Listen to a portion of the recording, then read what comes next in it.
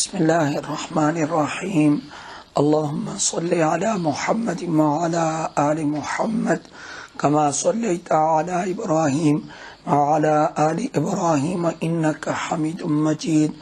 اللہم بارک علی محمد وعلی آل محمد کما بارکت علی ابراہیم وعلی آل ابراہیم انکا حمید مجید. عن الأغر المزني رضي الله تعالى عنه قال قال رسول الله صلى الله عليه وسلم إنه ليغان على قلبي وإني لأستغفر الله في اليوم 100 مرة رواه مسلم. حضرت اغر المزنی رضی اللہ تعالیٰ عنہ سے روایت ہے، وہ کہتے ہیں کہ رسول اللہ صلی اللہ علیہ وآلہ وسلم نے ارشاد فرمایا، انہو لیغان علی قلبی، بے شک میرے دل پر البتہ ایک پردہ سا چھا جاتا ہے، اور بے شک میں البتہ اللہ سے استغفار کرتا ہوں ایک دن میں 100 مرتبہ. تو ایک دن میں 100 مرتبہ میں استغفار کرتا ہوں. رواہ مسلم. اس حدیث کو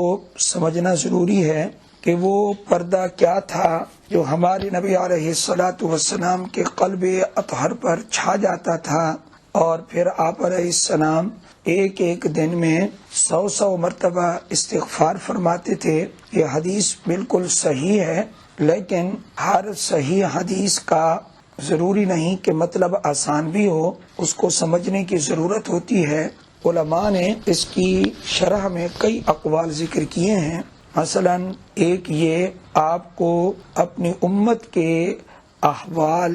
بتائے جاتے ہیں اور آپ صلی اللہ علیہ وسلم کو پتہ چلتا ہے کہ میرے فلاں امتی کا یہ حال ہے اور اس نے یہ عمل کیا ہے، اس کا یہ نیک عمل ہے اور اس کا یہ برا عمل ہے. تو نیک عمل سے تو آپ علیہ الصلاۃ والسلام خوش ہوتے ہیں، لیکن جب آپ کی امت کے گناہ آپ کو دکھائے جاتے ہیں اور آپ کو بتائے جاتے ہیں تو آپ علیہ الصلاۃ والسلام اپنی امت کے لیے استغفار کرتے ہیں. یہ جو آپ علیہ الصلاۃ والسلام نے غین کا ذکر کیا ہے کہ ایک پردہ سا چھا جاتا ہے، یہ اسی تکلیف کا آپ علیہ الصلاۃ والسلام نے ذکر کیا ہے کہ مجھے اس سے رنج ہوتا ہے اور مجھے تکلیف ہوتی ہے، اور پھر میں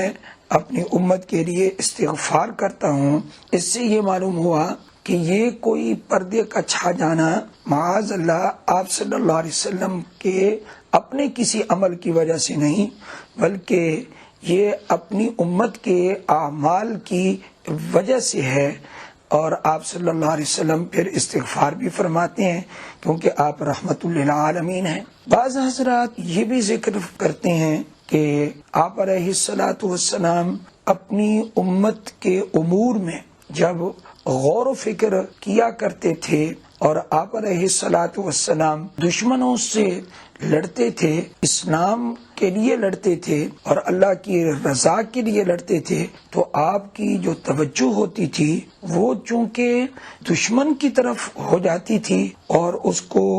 زیر کرنے کی طرف ہو جاتی تھی. ظاہر ہے کہ اس حال میں آپ علیہ الصلاۃ والسلام کی توجہ تھوڑی سی ادھر مبذول ہوئی، اور کمال توجہ جو پہلے ہو رہی تھی اللہ کی طرف، تو اس میں جو تھوڑا سا فرق آ گیا کہ توجہ کچھ ادھر بھی آپ صلی اللہ علیہ وسلم کی ہو گئی. اسی کو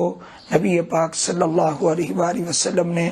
غین فرمایا کہ پردہ سا چھا جاتا ہے. حالانکہ جو آپ جہاد کر رہے تھے اور اپنی امت کے مسالے کو دیکھ رہے تھے کہ کفار سے مشرکین سے لڑنا ضروری ہے اور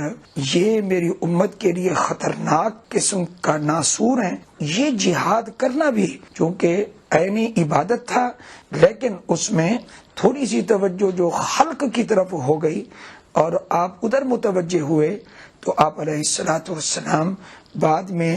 اپنے قلب اطہر پر جب توجہ ڈالتے تو سوچتے کہ اللہ کی طرف توجہ میں جو تھوڑی سی کمی آئی ہے اس پر میں استغفار کرتا ہوں. ورنہ حقیقت یہ ہے کہ یہ اگرچہ توجہ میں تھوڑی سی کمی آئی ہے، لیکن جو کام آپ صلی اللہ علیہ وسلم اس وقت کر رہے تھے اس کو علماء نے اشرف العبادہ لکھا ہے، کیونکہ وہ عین اللہ کے حکم کے مطابق اور اسلام کی سربلندی کے لیے ہوتا تھا۔ بعض حضرات یہ بھی ارشاد فرما رہے ہیں کہ آپ علیہ الصلوۃ والسلام کا یہ استغفار کرنا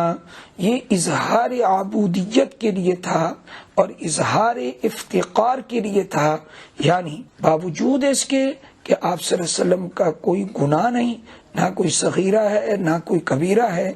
اس کے باوجود میں استغفار کرتا ہوں، تو میری امت کو تو بطریقے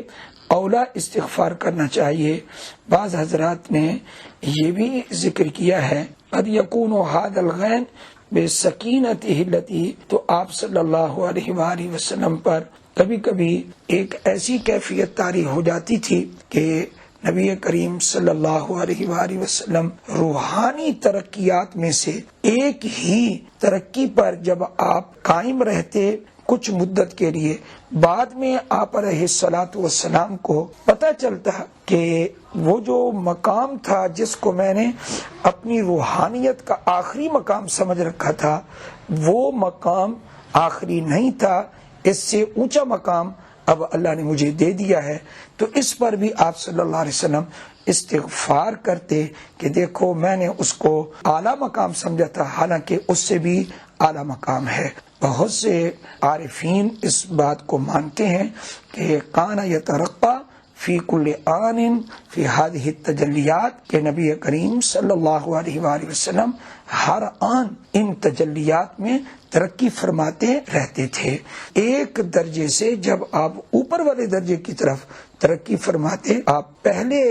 درجے کو کم محسوس کرتے ہوئے استغفار فرمایا کرتے تھے۔ اس حدیث سے یہ معلوم ہوا کہ آپ صلی اللہ علیہ وسلم کے قلب اطہر پر جو ایک پردہ سا چھا جاتا تھا، وہ معاذ اللہ ثم معاذ اللہ وہ کوئی گناہ کا پردہ نہیں تھا، لیکن ہم امت ہیں، چونکہ ہم گناہ گار ہیں، تو گناہوں کی وجہ سے ہمارے دل پر جو پردہ ہوگا وہ ہوگا گناہ کا پردہ۔ تو جب گناہ کا پردہ ہوگا تو ہمیں تو بطریقے اولا استغفار کرنا چاہیے۔ ہم استغفار کے بہت زیادہ حاجت مند ہیں اور ضرورت مند ہیں، اور اللہ تعالیٰ کو استغفار بہت پسند ہے۔ اللہ جل جلالہ ہم سب کو استغفار کرنے کی، مغفرت طلب کرنے کی توفیق عطا فرمائے۔ وآخر دعوانا ان الحمد للہ رب العالمین۔